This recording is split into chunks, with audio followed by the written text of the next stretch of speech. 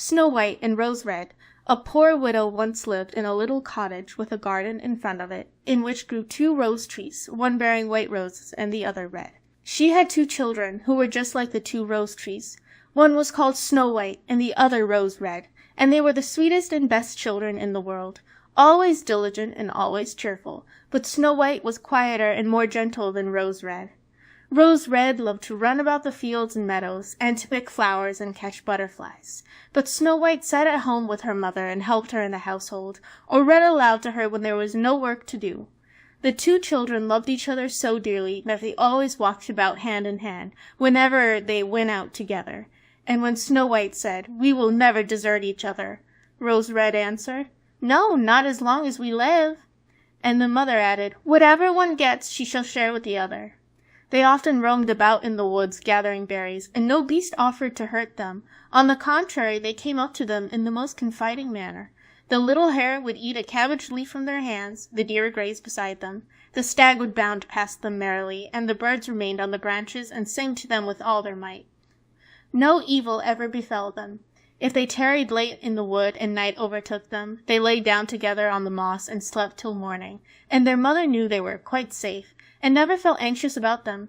Once, when they had slept all night in the wood and had been wakened by the morning sun, they perceived a beautiful child in a shining white robe sitting close to their resting place.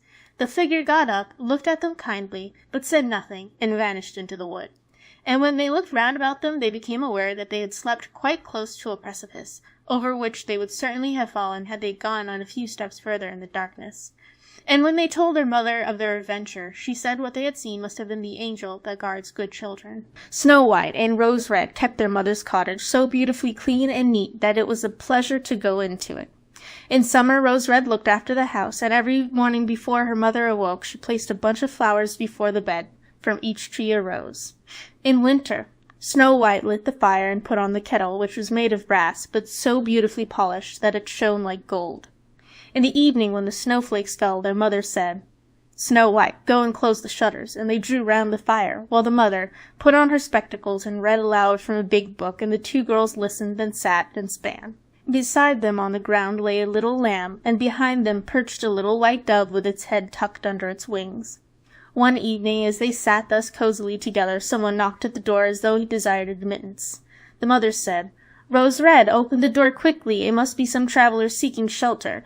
Rose Red hastened to unbar the door, and thought she saw a poor man standing in the darkness outside, but it was no such thing, only a bear, who poked his thick black head through the door. Rose Red screamed aloud and sprang back in terror. The lamb began to bleat. The dove flapped its wings, and Snow White ran and hid behind her mother's bed. But the bear began to speak, and said, "Don't be afraid, I won't hurt you. I am half frozen, and only wish to warm myself a little." "My poor bear," said the mother, "lie down by the fire. Only take care you don't burn your fur." Then she called out, "Snow White and Rose Red, come out. The bear will do you no harm. He is a good, honest creature." So they both came out to their hiding places, and gradually the lamb and dove drew near too, and they all forgot their fear. The bear asked the children to beat the snow a little out of his fur, and they fetched a brush and scrubbed him till he was dry. Then the beast stretched himself in front of the fire, and growled quite happily and comfortably. The children soon grew quite at their ease with him, and led their helpless guest a fearful life. They tugged his fur with their hands, put their small feet on his back, and rolled him about here and there, or took a hazel wand and beat him with it. And if he growled, they only laughed. The bear submitted to everything with the best possible good nature. Only when they went too far he cried, "Oh, children, spare my life!" Snow White and Rose Red, don't beat your lover dead. When it was time to retire for the night, and the others went to bed, the mother said to the bear, "You can lie there on the hearth, in heaven's name, it will be shelter for you from the cold and wet." As soon as day dawned, the children let him out, and he trotted over the snow into the wood.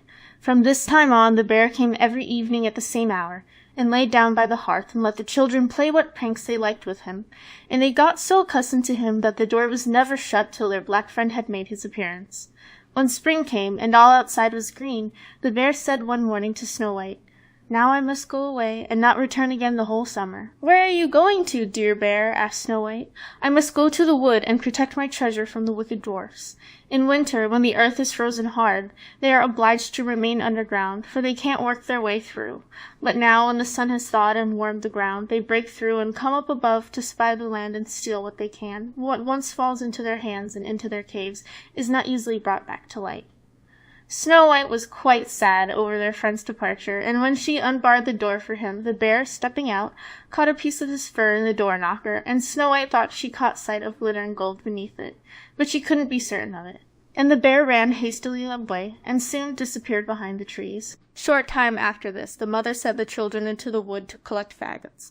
They came in their wanderings upon a big tree which lay felled on the ground, and on the trunk among the long grass they noticed something jumping up and down, but what it was they couldn't distinguish. When they approached nearer, they perceived a dwarf with a wizen face and a beard a yard long. The end of the beard was jammed into a cleft of the tree, and the little man sprang about like a dog on a chain, and didn't seem to know what he was to do. He glared at the girls with his fiery red eyes and screamed out, "What are you standing there for? Can't you come and help me?" "What were you doing, little man?" asked Rose Red. "You stupid, inquisitive goose," replied the dwarf. "I wanted to split the tree in order to get little chips of wood for our kitchen fire. Those thick logs that serve to make fires for coarse, greedy people like yourselves quite burn up all the little food we need." I had successfully driven in the wedge, and all was going well, but the cursed wood was so slippery that it suddenly sprang out, and the tree closed up so rapidly that I had no time to take my beautiful white beard out. So here I am stuck fast, and I can't get away, and you, silly, smooth-faced milk and water girls, just stand and laugh. "Ah, what wretches you are! The children did all in their power, but they couldn't get the beard out. It was wedged in far too firmly." "I will run and fetch somebody," said Rose Red. "Crazy blockheads," snapped the dwarf. "What's the good of calling anyone else? You're already too many for me. Does nothing better occur to you than that?" "Don't be so impatient," said Snow White. "I'll see you get help," and taking her scissors out of her pocket, she cut off the end of his beard. As soon as the dwarf felt himself free, he seized a bag full of gold which was hidden among the roots of the tree, lifted it up, and muttered aloud, "Curse these rude wretches, cutting off a piece of my splendid beard." With these words he swung the bag over his back, and disappeared without as much as looking at the children again. Shortly after this, Snow White and Rose Red went out to get a dish of fish. As they approached the stream, they saw something which looked like an enormous grasshopper springing toward the water as if it were going to jump in. They ran forward and recognized their old friend, the dwarf. "Where are you going to?" asked Rose Red. "You're surely not going to jump into the water." "I'm not such a fool," screamed the dwarf. "Don't you see that cursed fish is trying to drag me in?" The little man had been sitting on the bank fishing, when unfortunately the wind had entangled his beard in the line, and when immediately afterward a big fish bit, the feeble little creature had no strength to pull it out. The fish had the upper fin, and dragged the dwarf toward him. He clung on with all his might to every rush and blade of grass, but it didn't help him much. He had to follow every movement of the fish, and was in great danger of being drawn into the water. The girls came up just at the right moment, held him firm, but seized him, and did all they could to disentangle his beard from the line, but in vain. Beard and line were in a hopeless muddle.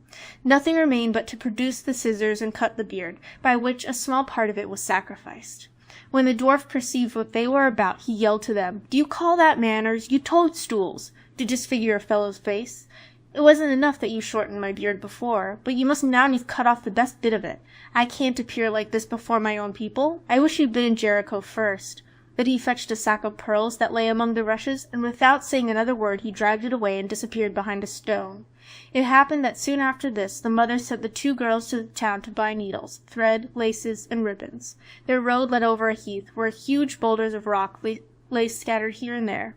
While trudging along, they saw a big bird hovering in the air, circling slowly above them, but always descending lower, till at last it settled on a rock not far from them. Immediately afterward they heard a sharp, piercing cry. They ran forward, and saw with horror that the eagle had pounced on their old friend the dwarf, and was about to carry him off. The tender-hearted children seized hold of the little man, and struggled so long with the bird that at last he let go his prey.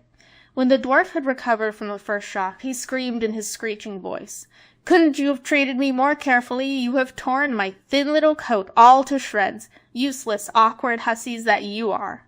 Then he took a bag of precious stones and vanished under the rocks into his cave. The girls were accustomed to his ingratitude and went on their way and did their business in town. On their way home, as they were again passing the heath, they surprised the dwarf pouring out his precious stones on an open space, for he had thought no one would pass by at so late an hour.